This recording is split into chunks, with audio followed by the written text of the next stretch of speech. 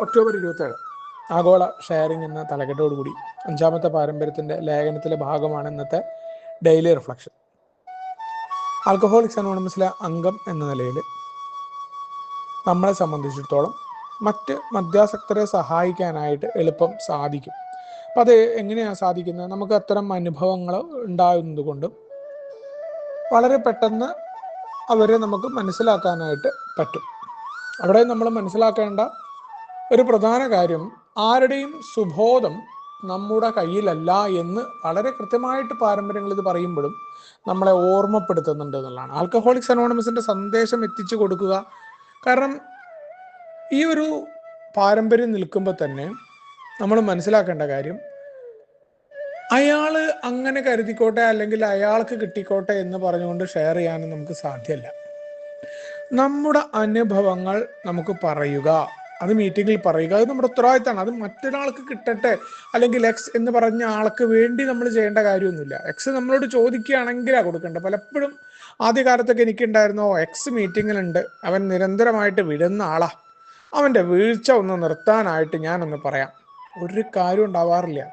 മാത്രമല്ല പിന്നീട് പ്രോഗ്രാമിൽ മനസ്സിലായി അങ്ങനെയല്ല നമ്മൾ എക്സിനെ സഹായിക്കേണ്ട. എക്സ് ചോദിച്ചാൽ മതി, അല്ലെങ്കിൽ എനിക്ക് സാധിക്കില്ല എക്സിനെ സഹായിക്കാൻ. അത് എക്സ് വിചാരിക്കണം. എക്സിൻ്റെ സുബോധം എക്സിൻ്റെ കയ്യിലാണ് എന്ന് പറയുന്നുണ്ട്. അപ്പോൾ മറ്റ് മദ്യാസക്തരെ സഹായിക്കാൻ പ്രശ്നം അറിയുന്നവർക്ക് നമുക്കൊരു കാര്യം പറയാൻ പറ്റും, ഒരു മാർഗമുണ്ട്. മദ്യത്തിൽ ഇങ്ങനെ കടക്കേണ്ട കാര്യമില്ല, മദ്യത്തിൽ നിന്ന് മാറി നിൽക്കാനായിട്ട് പറ്റും. അതോടൊപ്പം തന്നെ വീണ്ടും ഉണ്ടാകുന്ന മദ്യപാനത്തിനെതിരെ നമ്മൾ എങ്ങനെ പ്രവർത്തിക്കണം? നമ്മൾ പറയുന്ന പോലെ പലപ്പോഴും ഈ റിലാപ്സിനെ കുറിച്ച് പറയാനായിട്ട് നമുക്ക് റിലാപ്സ് സംഭവിക്കുന്നു വേണ്ട, റിലാപ്സ് സംഭവിക്കാത്ത ആൾക്കാർക്ക് നന്നായിട്ട് പറയാൻ പറ്റുക. കാരണം പുനഃപതനം നമുക്ക് ഉണ്ടാവാത്തതിൻ്റെ കാരണം എന്താണ്? കുടിക്കാതിരിക്കുന്ന സമയത്തുണ്ടാകുന്ന നമ്മുടെ പ്രവർത്തികൾ നമുക്കത് പറയാൻ പറ്റും മറ്റുള്ള ആൾക്കാരോട്. അപ്പോൾ ഈ ഒരു കാര്യം ഇതെനിക്ക് എങ്ങനെയാണ് കിട്ടിയത്? ആൽക്കഹോളിക്സ് അനോണിമസിന് മുന്നേ ഉള്ള പഴമക്കാരിലൂടെ ലിറ്ററേച്ചറുകൾ എന്ന് പറയുന്നത് തന്നെ പഴമക്കാരുടെ അനുഭവങ്ങൾ തന്നെയാണ്, ലിറ്ററേച്ചറുകൾ എല്ലാം തന്നെ. അപ്പോൾ ആ പഴമക്കാരായ ബില്ല് മുതൽ ബോബ് തൊട്ട് ഇങ്ങോട്ടുള്ള എല്ലാ മനുഷ്യരും അവരുടേതായിട്ടുള്ള കാര്യങ്ങൾ ചെയ്തുകൊണ്ട് തന്നെയാണ് ഇന്ന് ഈ കേരളത്തിൽ എനിക്കും ഈ സന്ദേശം കിട്ടിയതും എനിക്ക് എയിൽ മുന്നോട്ട് പോകാനായിട്ട് പറ്റിയതും. അത് ഏതെങ്കിലും തരത്തിലുള്ള എൻ്റെ അറിവിൻ്റെയോ എനിക്ക് നന്നായിട്ട് സംസാരിക്കാൻ പറ്റുന്നുണ്ട് എന്നുള്ളതിൻ്റെയോ അതല്ലെങ്കിൽ വ്യക്തിപരമായിട്ടുള്ള ഏതെങ്കിലും അടിസ്ഥാനത്തിലോ അല്ല എന്ന് പറയുകയാണ്. ഒരൊറ്റ കാര്യമാണ്, എനിക്ക് സുബോധം എനിക്ക് കണ്ടെത്താനായി പറ്റിയിട്ടുണ്ട്. മദ്യത്തെ വൺ ഡേ അറ്റ് എ ടൈമിലൂടെ മാറ്റി നിർത്താനായിട്ട്, മദ്യമില്ലാതെ തന്നെ കാര്യങ്ങളെ കൈകാര്യം ചെയ്യാനായിട്ട് എനിക്ക് പറ്റിയിട്ടുണ്ട്.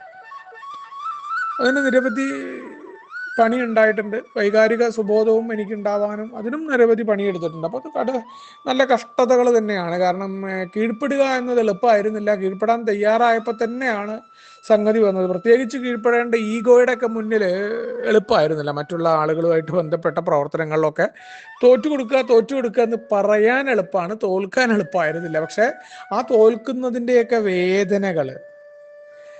വേദനകൾ മദ്യം നിർത്തുമ്പോൾ ഉണ്ടാകുന്ന ആ ഒരു ബുദ്ധിമുട്ട് പോലെ തന്നെയാണ് ഏതൊരു ദുശീലമാണെങ്കിലും മാറ്റുമ്പോൾ 6ലും 7ലൊക്കെ പടികളിലൊക്കെ നമ്മൾ പോകുമ്പോൾ നമുക്ക് മനസ്സിലാവും ഭയങ്കര വേദനയാണ്. എളിമയൊക്കെ നമുക്ക് പറയുന്ന പോലെ എളുപ്പമല്ല.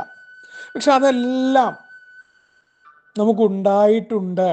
ഇത്തരം വേദനകളിലൂടെ നമ്മൾ കടന്നു വന്ന് വൈകാരിക സുബോധം, മദ്യരഹിതമായ സുബോധം, ഇതെല്ലാം നമുക്ക് ഉണ്ടായിട്ട് വരുമ്പോൾ ഇത് പൂർവികമായിട്ട് നമ്മൾക്ക് കിട്ടിയതാണ്. എവിടെ നിന്ന് കിട്ടി? നമ്മുടെ പരമ്പരയായി വന്ന മദ്യാസക്തരായ മനുഷ്യർ, നേരത്തെ പറഞ്ഞ ബില്ല് തൊട്ട് ബോബ് തൊട്ട് കടന്നു വന്ന ഓരോ മനുഷ്യരും അവർ തന്നതാണ്, ലിറ്ററേച്ചറുകളിലൂടെ നമുക്ക് തന്നതാണ്. എങ്ങനെ വൈകാരിക സുബോധം, കുടിക്കാതിരിക്കുന്ന അവസ്ഥയല്ല, എങ്ങനെയാണ് മാറ്റം ഉണ്ടാവേണ്ടത്, ഇത്തരം കാര്യങ്ങളൊക്കെ പറഞ്ഞിട്ടുണ്ട്. ഇത് അതിനെയാണ് ഇവിടെ ദൈവത്തിൻ്റെ സമ്മാനമാണ് സുബോധം എന്ന് പറയുകയാണ്. ഏത് തരത്തിലും ഒരു കാര്യത്തിലും എനിക്ക് അഹങ്കരിക്കേണ്ട കാര്യമില്ല. അപ്പോൾ ഈ ഒരു പ്രാഥമിക ഉദ്ദേശത്തിൽ നിന്നുകൊണ്ട് ഞാനെന്ന മദ്യാസക്തൻ പ്രവർത്തിക്കേണ്ടതുണ്ട് എന്നുള്ളതാണ്. എനിക്ക് സമ്മാനമായിട്ട് കിട്ടിയതാണ്. അപ്പോൾ അവിടെ ഒരു നന്ദിയുണ്ട്, മുന്നേ കടന്നുപോയ ആളുകളോടുള്ള നന്ദിയുണ്ട്. പലപ്പോഴും ഈ 5ാമത്തെ പാരമ്പര്യത്തെ മുഴുവനായിട്ട് നമ്മൾ പ്രാക്ടീസ് ചെയ്യുന്ന സമയത്ത് ഏറ്റവും പ്രധാനമായിട്ട് കടന്നു വരുന്ന ഒരു കാര്യം എന്ന് പറയുന്നത്,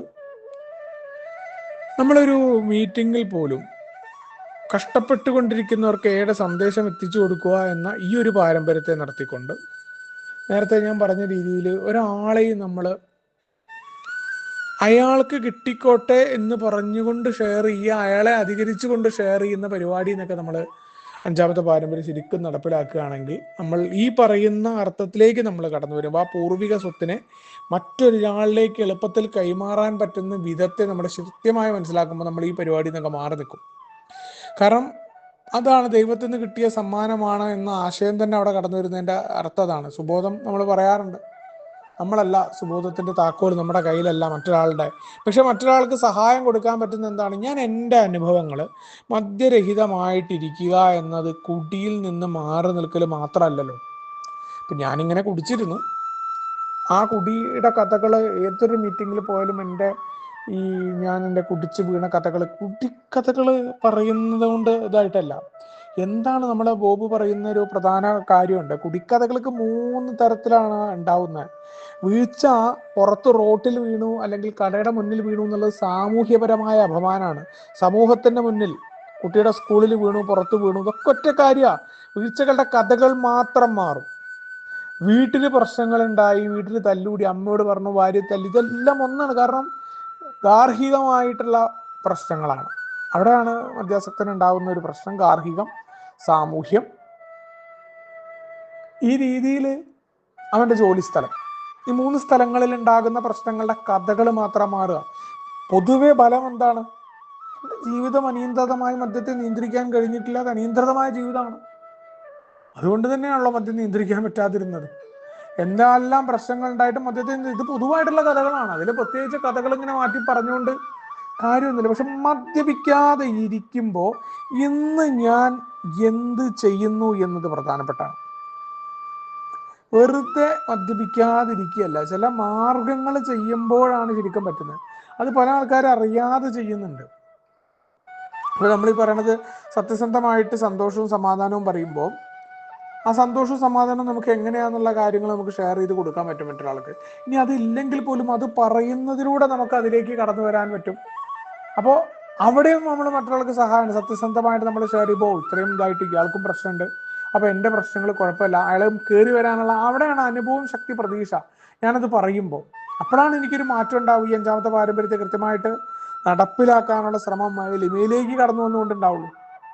അതല്ലാന്നുണ്ടെങ്കിൽ ഞാനിങ്ങനെ കുടിച്ച് ഉണ്ടായിരുന്നുള്ള കഥകൾ മാത്രം പറഞ്ഞുകൊണ്ടിരിക്കും. മാത്രമല്ല, കുട്ടി ഇല്ലാതിരിക്കുന്ന സമയത്ത് എൻ്റെ കുടുംബത്തിലും എൻ്റെ കൂട്ടുകാരുടെ ഇടയിലും മറ്റുള്ള സ്ഥലങ്ങളിലും എനിക്കുണ്ടാകുന്ന മറ്റ് വൈകാരിക പ്രശ്നങ്ങളെയും ഞാൻ എങ്ങനെ കൈകാര്യം ചെയ്യുന്നു എന്ന് പോലും ഒരു മീറ്റിങ്ങിൽ പറയുമ്പോൾ, അല്ലെങ്കിൽ ഇന്നത്തെ ദിവസത്തെ കാര്യങ്ങളെ കൃത്യമായിട്ട് അത് പ്രോഗ്രാം അടിസ്ഥാനമായിട്ട് ഞാൻ പറയുമ്പോൾ, എന്താണ് ഈ സുബോധം എന്ന് പറയുന്നത്, എങ്ങനെയാണ് ഈ സുബോധം എനിക്ക് ഉണ്ടാവുന്നത്. അപ്പോൾ അത് ആൽക്കഹോളിക്സ് അനോണിമസിന്റെ സന്ദേശം തന്നെയാണ്. ഓരോ ഷെയറിങ്ങുകളിലും അനുഭവം, ശക്തി, പ്രതീക്ഷ, ഏതൊരു വിഷയമായിക്കോട്ടെ. പണ്ട് ഞാൻ എങ്ങനെയായിരുന്നു, ഇപ്പോൾ ഞാൻ എങ്ങനെയുള്ളതാണ്, ഇനി എങ്ങനെ ഞാൻ നോക്കിക്കാണുന്നതാണ്. ചില സമയങ്ങളിൽ ഇപ്പോൾ എനിക്ക് ദേഷ്യം വന്നു ഇന്നത്തെ ഒരു വിഷയത്തിൽ, പക്ഷെ ദേഷ്യപ്പെടരുത് എന്ന് പറഞ്ഞു തന്നിട്ടുണ്ട്.